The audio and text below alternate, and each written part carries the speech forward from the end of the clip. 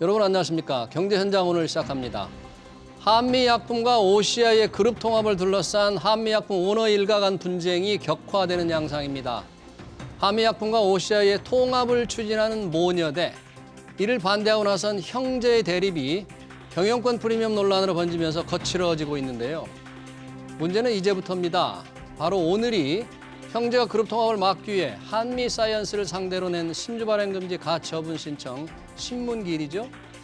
과연 OCI와 한미약품그룹의 통합을 중단시킬 수 있을지, 경영권 앞에서 핏줄도 무색한 한미약품 오너 일가의 분쟁, 집중 진단해서 자세히 짚어보겠습니다. 유튜브 실시간 댓글 의견 주시면 토론에 반영합니다. 경제현장 오늘입니다.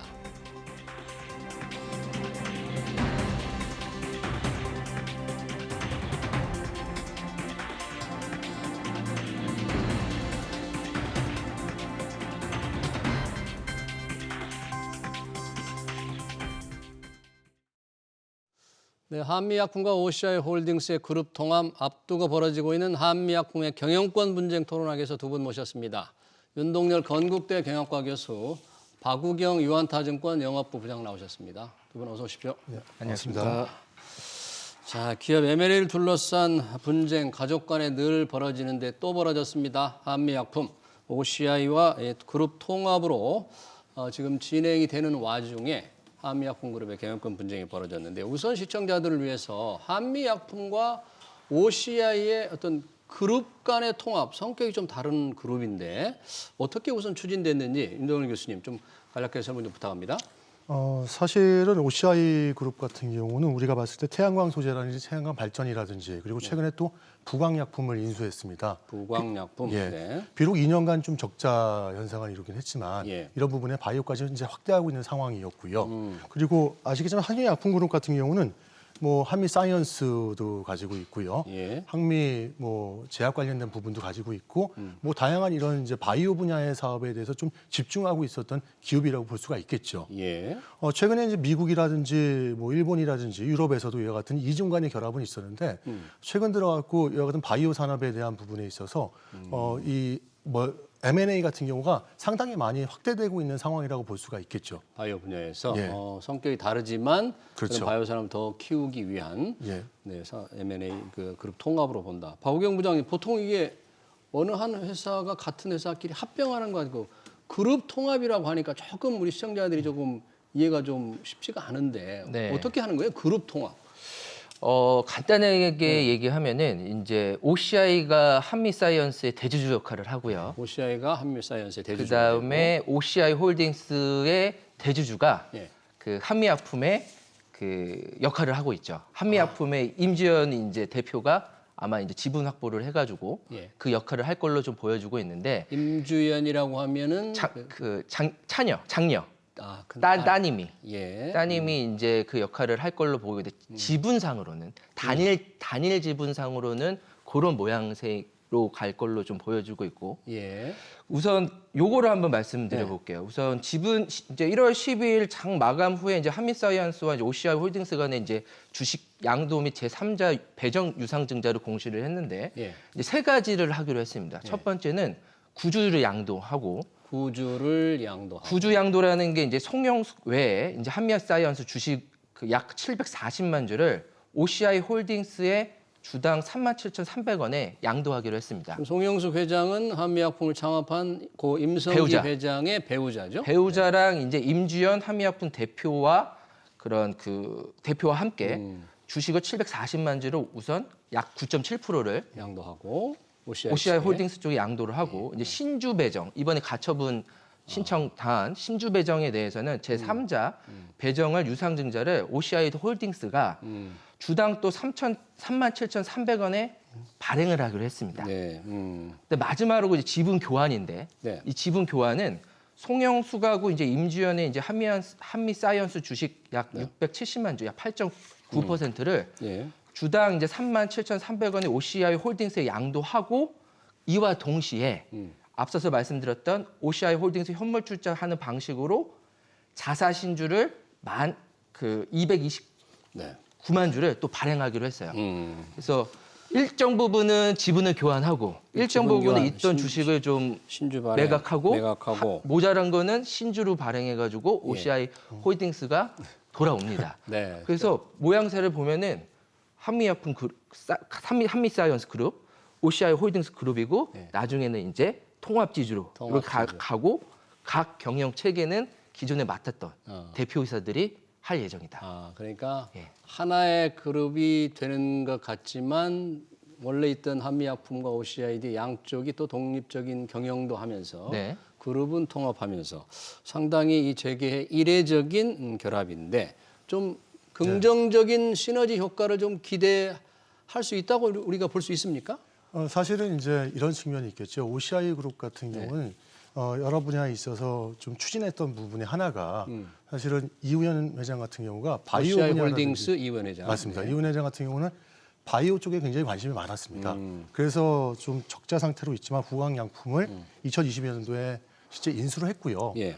이게 정상적으로만 간다면은 이 바이오 관련된 좀 기술을 갖고 있는 한미 사이언스라든지 한미 그룹과의 합작을 통해서 좀 OCI 그룹에 대한 성장에 기여를 할 수 있을 거라고 보고 있는데 또 이제 우리가 얘기하고 있는 임종윤 한미약품 사장 같은 경우는 그렇게 또 생각하지 않고 있다는 것이죠. 고임성 회장의 장남 예, 예. 지금 통합에 반대하는 임종윤 사장은 그렇게 생각하지 않는데 어떻게 생각해요, 그분은? 그러니까 왜냐하면 사실은 본인 같은 경우는 가족으로부터 어떠한 고지도 받지 않았다고 주장을 하고 있습니다. 그런데 이제 한미약품 측이라고 하면 제가 얘기하고 있는 건 사실은 송 회장님 쪽인데요. 송 회장 쪽 같은 경우는 얘기하고 있는 게 그런 저희가 공시할 의무가 없고 한미 사이언스 이사회에서 결정한 사항이고 본인들은 그 이사회에 속해 있지가 않기 때문에 한미 사이언스의 독자 결정이라는 것이죠. 큰아들은 한미사이언스 이사진도 아닌데 이렇게 예. 간섭할 필요가 없다. 이유가 없다. 알릴 필요가 없었다. 그러니까 아까 저희 부장님께서도 말씀하신 경우대로 이렇게 돼 버리는 거죠. OCI에 대한 지분을 한미 쪽에서 실제 우리가 임주현 실장이라든지 네. 송 회장이 갖다 보니까 실질적으로 이제 이 관련된 OCI에 대한 것들도 통제를 할 수가 있게 되는 것이고, 예. OCI 쪽에서는 또 저희 한미약품에 대한 것들을 또 갖고 가게 되다 보니까 예. 서로 간에 이게 어떻게 보면은 그룹 간의 이제 지배 구조를 공고하게 하기 위한 그런 하나의 체계라고도 볼 수 있을 것 같습니다. 네, 지배 구조를 공고하게 하기 위한 체제일 수도 있고 예. 각자 예. 그렇죠. 근데 그 과정에서 지금 이제 한미약품의 송영숙 회장 이분이 이제 또 임성기 창업 회장의 이제 배우자신데 이게 세금을 상속세를 워낙에 많이 내야 되기 때문에 결국 상속세를 해결하기 위한 통합 아니냐. 근데 이런 지적인데 그 지적에 대해서는 부장님 어떻게 보세요?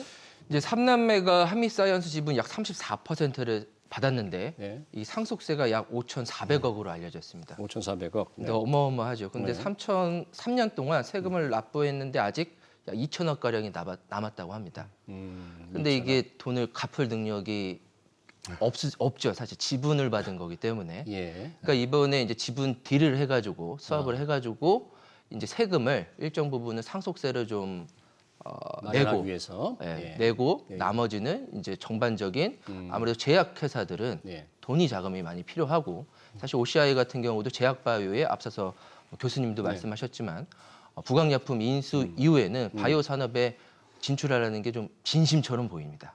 단순한 그냥 홀딩스가 그렇죠. 단순한 사업 포트폴리오 하나는 아니고 이제 본격적으로 바이오를 진출하기 위한 포석을 삼는데 보통 바이오라고 하면 저희가 제조업 제네릭이 있고 예. 이제 바이오 신약이 신약. 있는데 신약은 사실 R&D만을 연구하고 있는 거고 제네릭은 이제 찍어가지고 이제 기존에 있는 그 제약품들을 납품하고 있는 건데 한미약품은 동시에 하거든요. 예. 동시에 하고 있기 때문에 이런 것들은 사실 어떻게 보면은 반도체라든가 이런 제조 공정들이 이미 해왔던 회사들이 유리할 수는 있습니다. 예. 그래서 향후에 어떤 뭐 결과가 바이오 쪽에서 크게 큰 뭐 글로벌 빅파마들과의 그 관계가 좀 잘 되거나 뭐 자체적으로 뭐 바이오 신약들을 뭐 훌륭한 성과를 낸다라고 한다면은 예. 어느 정도는 조금은 방향성은 좀 맞다라고 좀 볼 수는 있는 거죠. 그러네요. 방향성 측면에서는 맞고 일부에서는 또 이 송영숙 회장과 큰딸 임주연 사장이 상속세를 재원을 마련하기 위해서 우리나라 뭐 상속세가 워낙 높으니까 세금이 많잖아요.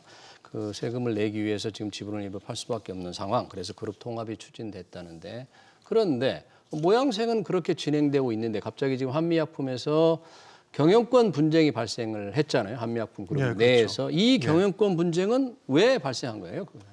사실은 이제 이 OCI 그룹하고 이 합작 통합을 하겠다는 발표가 난 이후에 창업주였던 이제 회장 임 회장의 장차남이 이에 대해서 반기를 든 거라고 볼 수가 있겠습니다. 장남과 차남. 예, 그렇죠.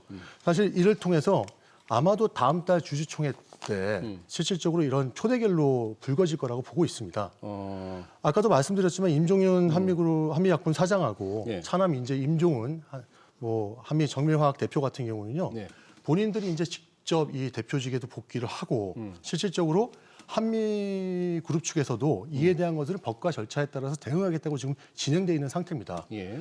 그러다 보니까 지금 뭐 한미사이언스 대표의 임종훈 사장이 실질적으로 이제 뭐 한미약품의 대표 임종윤 사장이 이제 각각 대표이사로 올라간다고 주장을 하고 있는 상태고요. 그리고 이에 대한 부분을 자기들이 지정해야 한 사회이사라든지 이런 후보자를 통해서 안건을 통해서 주주총회에서 일제 주주 제한권을 행사하겠다. 예. 이게 지금 요지라고 볼 수 있을 것 같습니다. 주주 제한을 하겠다. 여러 가지 지금 논쟁거리가 좀 있는 것 같아요. 이런 통합을 이사회에서 결정하는 게 맞느냐, 주총 뭐 특별기를 해야 되느냐, 말아야 되느냐 이런 논쟁부터 기술적으로 꽤 아주 중요한 우리 기업 재계에서는 좀 논쟁이 될 만한 사안인데 기술적인 문제는 어떤 게 지금 서로 이렇게 티격태격하는 거예요? 가장 이제 이런 가처분 신문에서 가장 중요한 거는 경영권 분쟁 시점이라고 합니다. 경영권 분쟁 시점이 예. 언제 일어나서 이런 신주 발행을 하려고 하는지. 지금 신주 발행인가 한미사이언스가 OCI 홀딩스를 상대로 신주 발행을 하려고 하는데 네. 그 발행 계획과 시점이 언제였느냐? 그렇죠. 왜 법원은 보통 이제 경영권 분쟁이 벌어진 후에 예. 이제 경영권을 유지할 목적으로 제3자에게 신주를 발행하는 행위를 좀 무효로 보고 있습니다. 우리 상법에서. 예. 네. 그래서 한미약품 오너 일가가 이제 OCI 통합 계약 체결 이전부터 경영권 분쟁을 벌이고 있었느냐가 관건인데 통합 이전부터 벌이고 있었는지 예. 통합 과정에서 이후에 그런 경영권 분쟁이 일어났는지에 따라 가지고 신주 발행이 적합하냐, 예. 적합하지 않냐가 이제 가장 핵심이 될 걸로 좀 보고 있습니다. 자, 그럼 두 분이 조금 더 구체적으로 얘기해 보자면 그러면 이 신주 발행 금지 가처분 낼 때 이게 과연 낼 때 이미 의사 결정을 할 때 경영권 분쟁이 있었느냐 없었느냐 어떻게 보세요? 있었다고 봐야 되는 거예요? 없었다고 봐야 되는 거예요? 저는 내재되어 있던 상황이라고 볼 수 있을 것 같습니다. 그래요? 그러다 보니까 이제 이 결정에 따라서 굉장히 달라질 수가 있거든요. 예. 그러다 보니까 사실은 임종훈 사장 같은 경우가 경영권에 대한 분쟁이 있었지만 깊숙하게 이 경영에 참여하지는 않았던 상황이었었거든요. 임종윤 사장. 예, 예. 근데 반면에 이제 송 회장이라든지 임 실장 같은 경우는 이런 부분들에 대한 경영에 좀 참여한 부분들이 있었고 실질적으로 아까 말씀드렸던 우리가 재산세에 대한 부분이라든지 이런 상속세에 대한 부분 같은 경우를 납부하기 위해서 그 OCI 홀딩스에 있는 이 회장과 관련돼서 여러 가지 부분에 대한 논의하다가 이걸 진행했다고 볼 수가 있거든요. 그래서 제 생각에는 이럴 수 있을 것 같습니다. 송영숙 회장 측에서는 계속 얘기하는 게 이겁니다. 이거는 실질적으로 그 그룹의 통합 계약이 이루어져 있기 때문에 경영권에 대한 분쟁하고는 상관이 없다. 상관이 없다. 그리고 경영권 유지되는 계약이니만큼 이사의 의결로도 충분히 이게 가능하다고 지금 주장을 하고 있거든요. 그렇게 주장을 송영숙 회장 측에서 주장을 하는데 그렇죠, 그렇죠. 그렇지 않다는 게 장남과 차남의 반발입니다. 반격의 논리. 우리 박우영 부장님 어느 논리가 조금 더 그럴듯하게 보입니까? 이게 저희가 사실 그 가족 간의 이런 관계인지는 잘 몰랐죠. 사이가 상당히 좋을 줄 알았는데 예. 이제 한마디로 이제 엄마가 딸한테 회사를 주고 아들들한테는 이제 안 준다는 얘기인데 예. 아들도 지분이 엇비슷한데 몇 프로 차이 안 나는데 이게 말이 되느냐? 우리 몰래. 암만 내가 그동안에 회사에 출근을 안 했다고 하더라도 지분은 하고 나랑 상의는 하고 나서 예. 통합 과정이 일어나던가 통합하면서 얼마 정도 좀 이건 개인적인 사견이지만 예. 떼줘야 되지 않을까. 그런 뭐 생각을 충분히 저희 입장에서는 할 수는 있을 거는 같아요. 예. 근데 이게 지금 한미약품 측에서는 이번 거래가 앞서서 말 일반적인 M&A하고는 좀 다르다. M&A라고 하면 흡수 합병을 하는 건데 그럼 각자 지위를 유지하고 지분도 크게 지분은 달라지지만 예. 경영권 자체에서는 크게 어떤 뭐 달라지는 건 없기 때문에 이사회도 다 참여를 하고 너네들 이사회 참석한 한 적도 없고 네. 회사는 뭐 개인 회사들만 운영을 했으면서 예. 이제 와서 이런 소리를 한다는 하고 이후에 이런 과정이 왔기 때문에 네.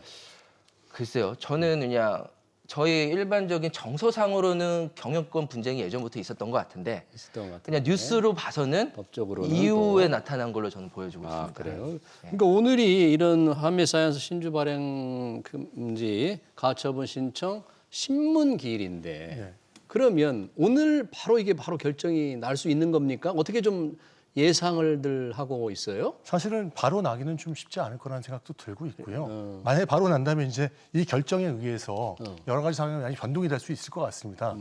이게 왜냐하면 지금 양측의 이제 초대결에 대해서 얘기를 드릴 수밖에 없는 거거든요. 예. 이제 보시는 바와 같이 사실 그 송영숙, 임주연 모녀가 갖고 있는 지분이 32.23%예요. 그리고 임종윤 그리고 임종훈 형제가 갖고 있는 지분이 25.05%입니다. 한미사이언스 지주회 예. 한미약품의 지주회사 한미사이언스의 지분율이 지금 나오고 있네요. 그럼 네. 7% 정도가 차이가 나거든요. 근데 이 중에서 이제 지분에 대한 것들이 사실 그 대주주 한 분이 지금 12%를 갖고 있죠. 우리가 네. 알고 있는 이제 고영 신 회장 같은 경우가 갖고 있고 신동국 회장. 신동국 저분은 회장께서 어떤 갖고 분입니까? 계시죠. 혹시 뭐 사실은 이제 예전에 뭐 돌아가신 이제 선친이 사실 직군으로 인해서 기업을 기업 관련된 것에 같이 성장을 하면서 함께했던 그런 동료라고도 볼 수가 고 있습니다. 임성기 창업회장의 그렇죠. 동료다. 그래서 한양 정밀 회장을 맡고 있는데요. 네. 이 지분이 12.15%입니다. 꽤 많네요. 예. 그래서 이 12.15%가 어디로 가느냐에 대한 향방이 약간 좀 결정되지 않을까에 대한 부분. 지금 상황에서는 아까 부장님도 말씀하셨지만 사실은 송영수 회장 측으로 갈 수 있는 확률이 굉장히 높았죠. 아직 근데 의사 표시 같은 건 없었습니까? 신동국 의사 회장 표시는 측에서? 없었습니다. 아직 없었고. 없었음에도 불구하고 지금대로 간다면 아마도 그럴 가능성이 높다고 지금 제기해서 보고 있거든요. 예. 근데 만약에 이번에 인용 기각 판결 여부에 따라서 이 정부에서 이제 어떠한 부분에 대한 승리나 뭐 이렇게 이거를 이제 들어주기 때문에 법원에서 이제 법원에서, 어떻게 하느냐에 예. 따라서. 그런 거에 따라서 이제 가장 영향을 미칠 수 있는 게 국민연금 7.38%. 아, 국민연금도 지분이 예, 예, 7.38% 많은데. 그리고 소액주주가 또 21%를 갖고 있습니다. 예. 그러다 보니까 지금 소액주주에 대한 또 대결 양상도 있는데 가장 큰 부분은 신동국 한양정밀 회장이고요. 예. 그 이후에 이제 국민연금이 이 정부 정책에 따라서 어떻게 할 것인가에 대한 부분이거든요. 예. 사실 아까도 말씀하셨지만 삼자 배정 유상 증자에 대한 것들은 정부에서는 굉장히 엄격하게 이 부분을 막고 있습니다. 유상증자, 삼자배정 유상증자가 엄격하지 않으면 주주 권리가 좀 침해될 수 있다. 아, 이런 것 때문에 상품에서 지금 그렇습니다. 제한하고 있는 거죠? 그러다 예. 보니까 이런 부분은 특정 경제 범죄 가중 처벌에 의해서도 실제 이제 제3자가 시가보다 굉장히 현저하게 낮게 이런 부분에 인수했을 때는 이거를 범죄로 인식을 하고 있고요. 두 번째는 최근에 이제 우리가 얘기하고 있는 것 중에서 밸류업 관련돼서 프로그램이 곧 시행될 겁니다. 정부에서도요. 아, 기업 밸류업 정책, 주가를 좀 높일 수 있도록 유도하는 그렇죠. 정책. 그랬을 때 이와 같은 부분을 얘기했을 때 이게 약속하는 만큼 대주주가 선량한 소액 주주에 대해서 어떠한 영향을 미치는가에 대한 부분도 반영이 될 수 있기 때문에요. 예. 사실 이번에 우리가 가처분 사건에 대한 이 심판 결과가 예. 좀 영향을 미치지 않을까 생각이 듭니다. 그러네요. 그 신문 법정에 이제 신문 기일에 따라 시작이 됐으니까 그 영향이 미치고 그러나 결과적으로는 또 주총에서 이 표대계로 결판이 날 것 같은데 자 이럴 때 늘 관심을 갖는 게 주가인데 박 부장님 혹시 그룹 통합 얘기가 나온 이후에 한미약품, 오시아홀딩스, 한미약품의 어떤 주가는 어떤 흐름을 보여왔습니까? 사실 주가적인 측면에서는 큰 변화는 없었습니다.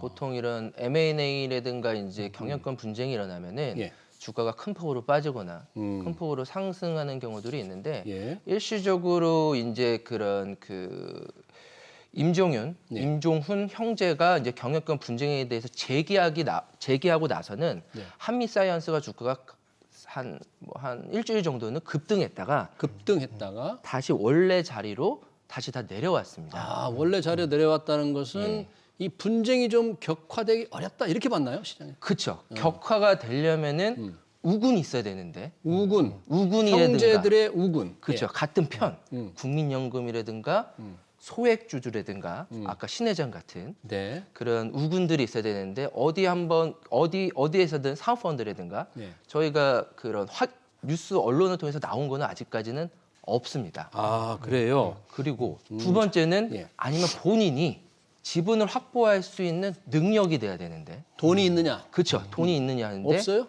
없다고 합니다. 없어? 네, 그 언론에 의하면은 차입금만 1,700억, 연이자만 뭐 100억 정도의 그런 그 뭐 이런 이자 빚만 비용을 1,700억.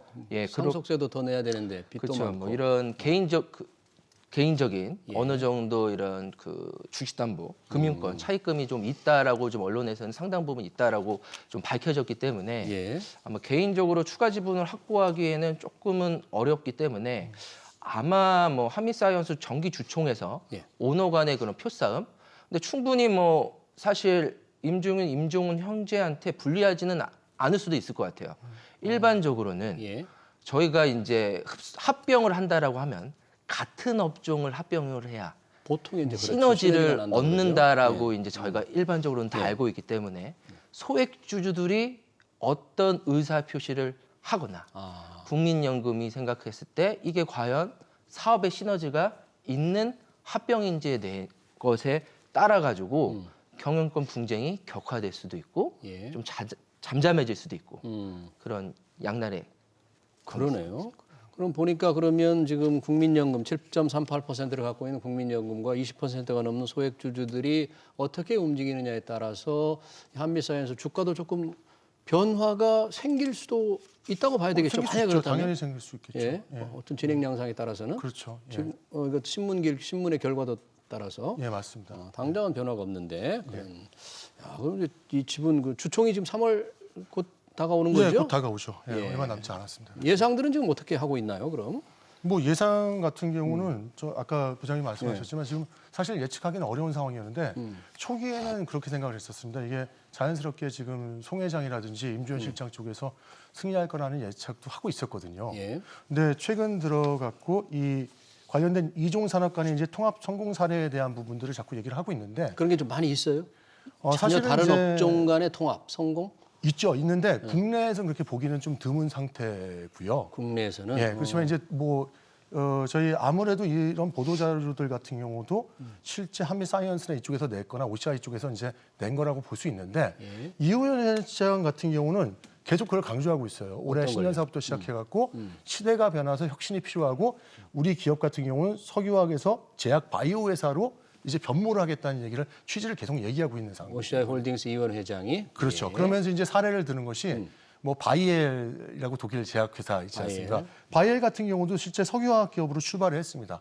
근데 지금 현재는 규모가 어마어마하죠. 83개국에 354개 이제 그런 이제 연결 회사를 부여하고 있는데 지금은 제약 바이오 기업이거든요. 네. 처음에는 이제 그 종자 같은 거 이런 것들을 이제 만드는 몬산토라는 회사를 이제 실제 흡수 합병을 했고 예. 그 이후에 2020년에는 또 세포 유전자 치료제 관련된 회사까지도 뭐 에스크바이오라고 하는 회사가 있습니다. 그 회사도 또 인수를 했습니다. 그러다 보니까 자꾸 이제 뭐 화학하고 석유화학이었다가 이 부분에 대한 것들이 첨단 산업으로 가는 첨단 바이오라든지 이쪽으로 확대하는 그런 기업들에 대한 사례를 갖고 우리도 그렇게 될 수 있다.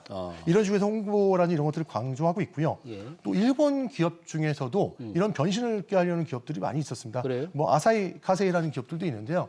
이쪽도 화학 제품을 중심으로 좀 판매하고 제조했던 회사였거든요. 예. 이 회사 같은 경우도요. 뭐 핵산 바이오라든지 그렇다면 의약품 시장에 좀 이 뭐 경쟁력이 있는 회사들을 합병을 하면서 그쪽 시장에 대한 바이오 시장, 첨단 바이오에 대한 시장에 대한 확대를 꾀한 적도 있습니다. 예, 그렇네요. 그러니까 바이오 시장에 대한 전망이 좀 괜찮으니까 뭔가 예. 새로운 업종으로 도전하는 그런 기업들이 참 많은데 우리 국내에서도 이 업종 간의 결합은 조금 드물다고 봐야죠. 이번 거의 첫 케이스라고까지 말할 수 있나요? 이런 경우는 없었고 네. 이게 사실 우리나라 대기업들이 다 바이오에 지금 진출하려고 목을 메고 있는 건 너무 보이고 있어요. 이미 뭐 삼성전자는 삼성바이오로직스에 대한 대규모 투자가 점점 일어나고 있고 바이오라고 하는 산업은 사실은 선진국형 산업입니다. 예. 다 유럽 회사, 미국 회사가 예. 꽉 잡고 있기 때문에 우리나라가 가야 할 길은 좀 분명하기 때문에 예. OCI 측면에서도 기존에 있는 그런 태양광 산업이라든가 태양광 중국이 따라오고 있고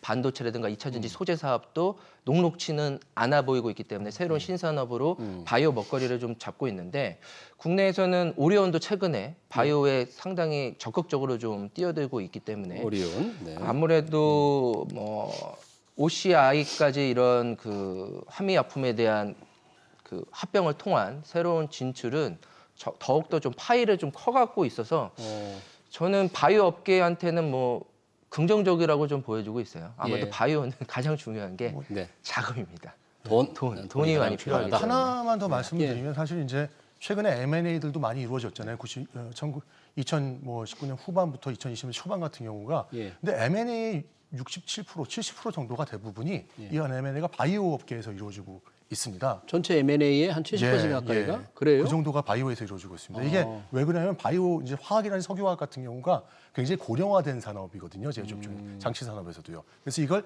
변모하면서 바이오라든지 제약회사하고 합병을 하면서 규모를 커가고 있는 그런 추세가 있습니다. 지금 예. 이게 국내뿐만 아니라 해외도 그렇고 있고요. 유럽이라든지 미국 다 좀 공통적인 현상이라고 볼 수가 있습니다. 그렇군요. 여튼 뭐 통합을 하겠다는데 모녀 대 장남 가족 간의 분쟁이 지금 격화하고 있어서 과연 오시아이 홀딩스와 한미약품그룹의 통합이 제대로 될지는 조금 현재로서는 불투명합니다. 자, 이걸 보니까 이 경영권을 잡기 위한 참 핏줄도 무색합니다. 이런 일이 가족 간에 형제 간, 모녀 간, 모자 간 분쟁이 뭐 이게 지금 처음은 아니잖아요. 늘 있는 일이죠. 어떤 뭐 대표적인 사례들을 좀 한번 들어주시겠습니까? 사실 삼성도 있었고요. 이건희 회장님 살아계실 때도 뭐 거의 적수는 안 되었지만 네. 살짝 뭐 이슈가 됐었고 최근에선 한진칼. 한진칼. 그렇죠. 장녀 조연아 전 대한항공 부사장과 동생 이제 조원대 한진그룹 회장 간의 경영권 분쟁이 있었지만 국민연금 쪽, 그다음에 우군 쪽 새로운 그 기존에 갖고 있었던 그런 지분 쪽에서 조원태 회장의 편을 들어가지고 순조롭게 좀 마무리가 됐고 순조롭게 마무리된 편이고. 네. 이거는 뭐 지속적으로 좀 이슈가 되고 있는데 금호석유 같은 경우에는 금호석유화. 예, 이제 조카의 난, 이제 지속적인 사촌 간의 지분에 대한 이슈들이 발발하고 있죠. 최근 들어 박찬구 회장과 그 조카 간에. 네, 그렇죠. 아무래도 최근에는 뭐 저PBR 종목으로 좀 화학업종들이 좀 이슈가 되고 있는데 자사주를 어떻게 또 활용을 할 것인가에 대해서 그거에 따라 가지고 또 지분적인 역할들을 좀 하려고 있어서 예. 그 우리나라는 뭐 상속세도 있고 네. 어떻게 보면은 살아계실 때 정리를 하고 돌아가셨어야 되는데 확연하게 상속세가 너무 높아서. 상속세도 높고 높으니까. 이게 회장님들이 정리를 안 하고 가셔가지고 예. 후계지들을 정확하게 이걸 배분을 안 하고 가셔가지고 네. 그 위에 이제 자녀분들이 이렇게 싸고 있는 건데 네. 그게 이제 상속세에 대한 부담으로 나오니까 예. 상속세를 어떻게 보면은 낼 수 있는 능력이 되면 모르겠지만 낼 수 있는 능력이 안 되면은 지분을 뺏어 와서라도 뭐 팔던가 매각하던가 네. 담보대출을 받던가 다양하게 활동할 수 있는 건 많거든요. 예. 그래서 이거는 뭐 상당 기간 앞으로도 우리나라에서는 안타깝지만 네. 일어날 수 있다라고 좀 생각합니다. 윤동열 교수님 보시기에 어떤 또 다른 사례들이 좀 어떤 게 있다고 네, 보세요? 사실은 이제 지금 말씀 부장님 해주셨는데요. 이런 부분들이 이제 앞으로도 발생을 많이 할 것 같습니다. 특히 이제 3세 경영으로 지금 넘어가고 있거든요. 네. 최근 들어서 저도 가장 많이 인터뷰를 받는 게 예. 3세 경영자가 이제 실제 정해졌을 때 그 이후에 이제 서로 형제 간의 다툼이라든지 이런 부분들이었습니다. 뭐 예전의 생각을 돌이켜보면서 생각해보면 현대자동차 같은 경우도 사실 왕자의 난이라는 것이 있었거든요. 근데 그때 아까 말씀하신 것처럼 왕 회장님께서 살아계셨기 때문에 그걸 정리할 수 있었거든요. 네. 저도 이제 그 그룹에 몸담고 있었으니까 그 말씀을 드릴 수 있는데요. 사실상 현대자동차 같은 경우는 정세영 회장이 이제 피땀을 흘려서 처음엔 만들었다고 생각했는데 예. 그렇게 해서 이제 국내 기업이었죠. 그렇지만 이제 현대전공이라든지 서비스를 갖고 있던 정몽구 회장이 97년도에 사실상 이 정몽규 회장 지금 현재 산업기술을 산업 개발을 지금 갖고 있는 정몽구 회장과 이 자리가 바꿔져 버린 것이죠. 예. 그러면서 이제 자동차 같은 경우가 이렇게 되고 뭐 다른 그룹들 가지고 형제들 간에 이제 뭐 백화점 그룹, 그렇죠 계열, 중공업 계열 이런 식으로 나눠지는 그런 일들이 있었죠. 근데 말씀하신 대로 그때 당시에 정리가 굉장히 또 오너가 주도권을 갖고 있었기 때문에 이런 부분들에 대한 문제가 좀 해결되는 듯하면서 이렇게 정리가 됐는데 지금 상황 같은 경우 그렇지가 못합니다. 왜냐하면 3세 경영자들이 지금 나이들이 예. 젊습니다. MZ 세대들이거든요. 40대 초반에서 30대 후반입니다. 예. 그리고 실제 차근차근 우리가 후계자 수업을 받은 분들도 계시지만 네. 그렇지 못하고 해외에서 공부를 하고 바로 들어와서 지금 실제 3세 경영을 하고자 하면은 주주들로부터도 이거 지지를 받지 못하는 경우들도 있고 대부분의 3세 경영자가 지금 취해 있는 상황 중에 하나가 뭐냐면은 이들이 신규 사업이라든지 바이오가 될 수도 있고 첨단 산업이 될 수도 있고 이쪽에서 본인의 역량을 발휘하고 이걸 성공적으로 거두어야지만 본인 자체가 이 경영권을 거머쥘 수 있다는 그런 생각을 갖고 있기 때문에 이 부분에 대한 뭐 분쟁이라든지 관련된 이슈가 상당히 앞으로 많이 발생할 것 같습니다. 네, 잘 알겠습니다. 상당히 쉽지 않을 것 같네요. 한미약품과 오시아의 그룹 통합을 둘러싼 한미약품의 경영권 분쟁. 오늘 이제 신문 기일이고 또 주총도 남아있기 때문에 투자자들로서도 진행 상황을 좀 잘 지켜봐야 될 것 같습니다. 관련 토론 여기서 마치도록 하겠습니다. 지금까지 박우경 유한타증권 영업부 부장, 윤동열 건국대 경영학과 교수였습니다. 두 분 고맙습니다. 네, 감사합니다.